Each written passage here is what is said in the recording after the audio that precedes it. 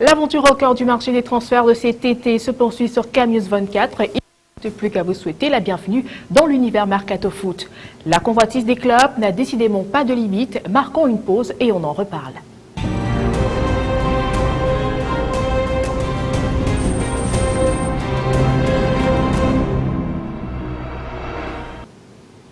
Commençons avec le Paris Saint-Germain qui poursuit son tour d'Europe à la recherche de la perle rare, celle qui succédera à Carlo Ancelotti, dont le destin s'écrit plus que jamais loin de la capitale. Dernier technicien sondé en date, Michael Laudrup, des contacts aura été pris avec le technicien danois actuellement sous contrat avec Swansea, avec lequel il a remporté la League Cup cette saison. Laudrup a déjà dirigé par le passé Retafe, le Real Majorque ou encore le Spartak Moscou.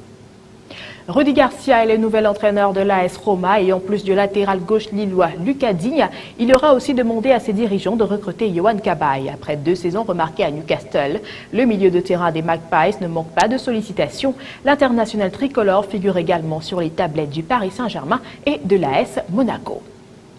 Le milieu de terrain du SC Bastia, Jérôme Roten, pourrait faire ses valises cet été. Le vétéran du club corse, conduit en froid avec son entraîneur Frédéric Rand, souhaiterait se rapprocher de ses efforts et donc de la capitale sportivement. 2 clubs de Ligue 1, Reims et Lorient, et 1 de Ligue 2, Auxerre, se seraient déjà manifestés pour récupérer l'ancien parisien.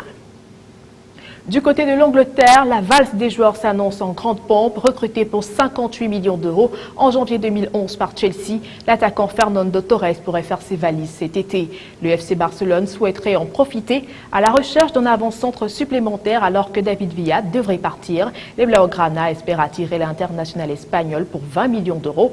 Reste à savoir si un tel chèque sera suffisant pour convaincre les Blues alors que le joueur ne sera certainement pas contre le fait de retrouver la plupart de ses coéquipiers de la Roya. Courtisé notamment par Arsenal et l'AS Monaco, Nani plaît aussi à Galatasaray. La formation turque aurait d'ailleurs transmis une offre de 7,5 millions d'euros à Manchester United pour s'attacher les services de l'ailier portugais. Une offre cependant refusée puisque les dirigeants demandent 10 millions d'euros pour libérer leur attaquant. Après avoir recruté Joao Moutinho, Radamel Falcao, James Rodriguez et Ricardo Carvalho, l'AS Monaco s'active pour recruter des joueurs français. Alors que la signature de Nicolas Izima-Mirin est attendue et que l'arrivée d'Eric Abidal semble encore en bonne voie, l'ASM ciblerait également le milieu défensif de Landi Makashkala, Lassana Diarra. Des contacts seraient déjà établis pour le joueur sous contrat jusqu'en 2016. Arrivé à Galatasaray il y a à peine 6 mois, le meneur de jeu hollandais Wesley Sneijder est notamment dans la ligne de mire de Tottenham et de Chelsea, où José Mourinho souhaiterait accueillir son ex-joueur de l'Inter Milan, avec qui il a fait le triplé Coupe Championnat Ligue des Champions en 2010. Ça tombe bien, le président de Galatasaray, Unal Sal, a clairement ouvert la porte à un départ de Sneijder. Rejoindre les Blues serait peut-être l'occasion idéale de relancer sa carrière. Et ce n'est un secret pour personne, Carlo Ancelotti souhaite quitter le Paris Saint-Germain pour rejoindre le Real Madrid.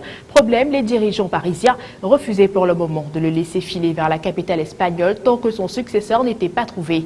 Eh bien, il semble que la direction parisienne ait finalement accepté la demande du technicien italien qui devrait être libéré de son contrat d'ici la fin de semaine. Les Merengues n'auront dans ce cas même pas besoin de payer la clause libératoire de 4 millions d'euros évoquée ces derniers jours. Jour après jour, l'attaquant de Naples, Edinson Cavani, semble se rapprocher doucement mais sûrement de Chelsea. Le club londonien serait même disposé à payer les 63 millions d'euros correspondant à la clause libératoire de l'international uruguayen et souhaiterait conclure la transaction le plus rapidement possible. Depuis plusieurs mois, Gareth Bale semble promis au Real Madrid. Cependant, le joueur polyvalent de Tottenham serait aussi dans le viseur du PSG. Le club de la capitale serait même prêt à mettre 100 millions d'euros sur la table, soit une somme équivalente à celle que le Real serait aussi disposé à verser. Un montant qui constituera un record absolu en matière de transfert. À défaut de Cristiano Ronaldo, Bale serait un sacré lot de consolation pour le PSG, mais il faut dire que l'affaire est très loin d'être entendue.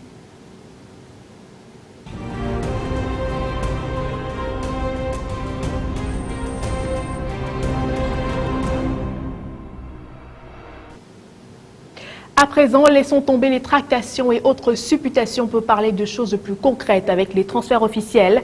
Malgré sa rupture du tendon d'Achille gauche fin avril, Javier Zanetti a reçu un message fort de la part de l'Inter Milan. Les Nerazzurri ont prolongé le contrat de l'Argentin d'une saison supplémentaire, soit jusqu'en juin 2014. Zanetti évolue à l'Inter depuis 1995 et il aura 40 ans en août prochain. Lié jusqu'en juin 2014 avec l'Udinese, Antonio Di Natale a signé un nouveau bail portant sur 2 saisons, soit jusqu'en 2015. L'attaquant de 35 ans touchera 1,7 million d'euros par an, plus une prime annuelle de 300 000 euros. Auteur de 103 buts lors des 4 dernières saisons de Série A, il souhaite atteindre le chiffre de 200 avec le club et participer au Mondial 2014. Après Djamel Bakar, Montpellier annonce l'arrivée d'une deuxième recrue estivale. Le milieu offensif du Mans, Morgan Sanson, s'est engagé ce mercredi pour 4 saisons avec le club héroltais. Le montant du transfert est estimé à 700 000 euros. Privé de Ligue Europa, Malaga serait aussi privé de Joaquin la saison prochaine. Le milieu de terrain espagnol s'est engagé avec la Fiorentina contre un chèque de 3 millions d'euros. L'ancien pensionnaire du FC Valence a signé un contrat de 3 ans avec la Viola. Miralem Sulejmani rejoint le Benfica Lisbonne. L'attaquant international serbe de 24 ans était libre de tout contrat depuis son départ de l'Ajax Amsterdam. L'ancien joueur de Heerenveen a signé un bail portant sur 5 saisons avec le club portugais. Le suspense aura été de courte durée pour le milieu emblématique de Chelsea. Le récent vainqueur de l'Europa League et le milieu de terrain anglais de Chelsea, Frank Lampard. Il a finalement paraphé un contrat jusqu'en 2014.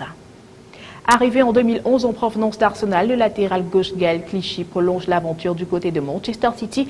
L'international français s'est engagé pour 4 saisons supplémentaires, soit jusqu'en juin 2017.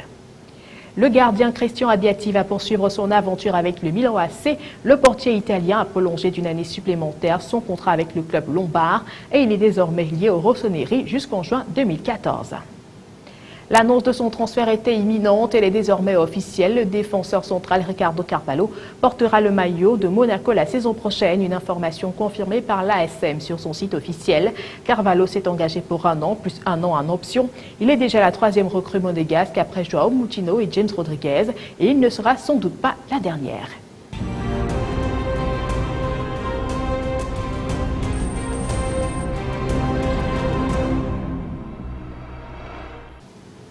Avec une Coupe d'Italie remportée avec la Lazio face à la Roma et un but avec le Brésil contre la France en match amical, Hernanes vit décidément une belle fin de saison, mais la 7e place du Calcio ne contente pas le Brésilien.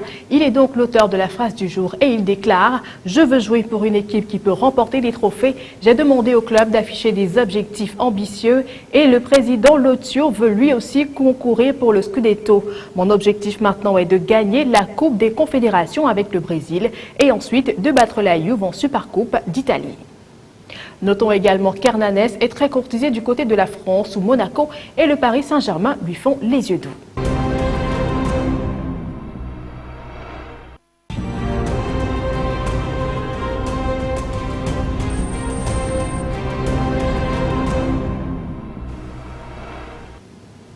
Entraîneur de l'AS Roma depuis hier et surtout devenant le premier entraîneur français à prendre la tête d'une équipe en Série A, Rudy Garcia a donné sa première conférence de presse depuis New York. L'ex-entraîneur du LOSC compte bien pratiquer un football offensif en Italie. Retour en images sur sa première sortie.